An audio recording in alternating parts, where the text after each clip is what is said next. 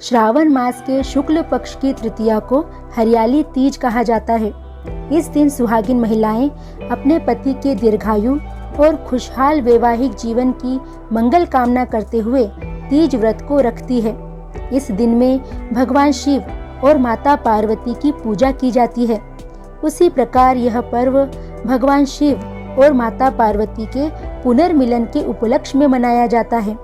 आइए जानते हैं इस व्रत के कथा के विषय में। हरियाली तीज से जुड़ी एक कथा बहुत प्रचलित है।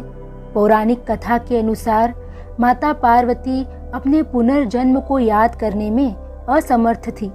तब भोलेनाथ ने माता पार्वती से कहा कि तुमने मुझे पति रूप में प्राप्त करने के लिए 107 बार जन्म लिए, लेकिन तुम मुझे पति रूप में प्राप्त नहीं कर सकी।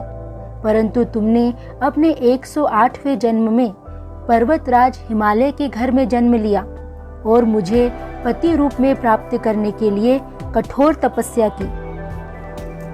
हे पार्वती, तुमने अन्न जल का त्याग कर पत्ते खाए और सर्दी गर्मी तथा बरसात में तुमने हजारों कष्ट सहे, परंतु तुम अपने वचन पर अडिग रही। तुम्हारे कष्टों को देखकर तुम्हारे पिताजी बहुत दुखी थे। तब नारद मुनि तुम्हारे घर पधारे और भगवान विष्णु जी का विवाह प्रस्ताव तुम्हारे लिए लाए। तुम्हारे पिता बड़ी खुशी से भगवान विष्णु जी के साथ तुम्हारा विवाह करने के लिए तैयार हो गए। नारद जी ने विष्णु जी को यह शुभ समाचार सुना दिया, पर जब तुम्हें यह पता चला तो बड़ा दुख हुआ। तुम मुझे मन ही मन अपना पति मान चुकी थी। तुमने अपने मन की बात अपनी सहेली को बताई। तुम्हारी सहेली ने तुम्हें एक ऐसे घने वन में छुपा दिया जहां तुम्हारे पिता नहीं पहुंच सकते थे। तुम वहां तप करने लगी।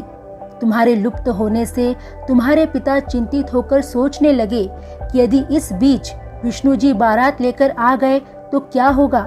शिव जी ने आगे पार्वती जी से कहा, तुम्हारे पिता ने तुम्हारी खोज में धरती पाताल एक कर दिए, पर तुम नहीं मिली। तुम गुफा में रेत से शिवलिंग बनाकर मेरी पूजा व आराधना में लीन थी। प्रसन्न होकर मैंने मनोकामना पूरी करने का वचन दिया। एक दिन तुम्हारे पिता खोजते हुए उस गुफा तक पहुंच ही गए। तुमने अपने पिता को बताया कि तुम्हारा अधिकांश जीवन तुमने शिव जी को पति रूप में पाने के लिए तप में बिताया है। आज तप सफल रहा।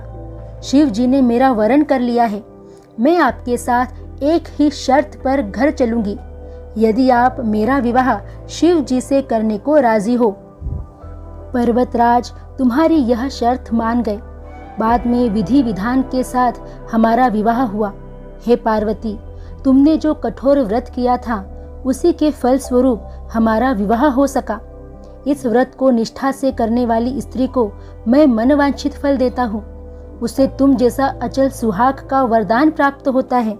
उसी प्रकार हर कुंवारी कन्या अच्छे वर की कामना से हरियाली तीज का व्रत रखती है।